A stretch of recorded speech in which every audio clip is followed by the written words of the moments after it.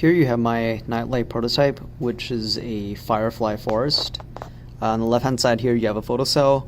When you cover over it, the light gets a lot brighter and the color changes from yellow to a bright white to simulate a darker room.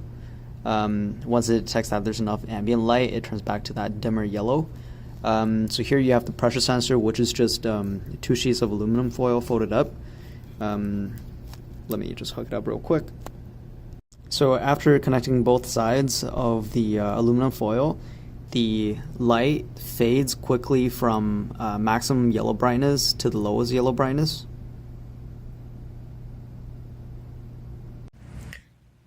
So when the pressure sensor is pressed down, the light quickly fades from yellow to black to simulate the fireflies pulsing in the night.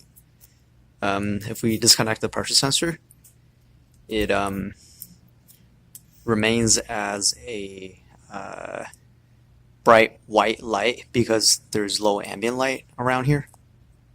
And when the ambient light is bright, the bulb inside will glow yellow.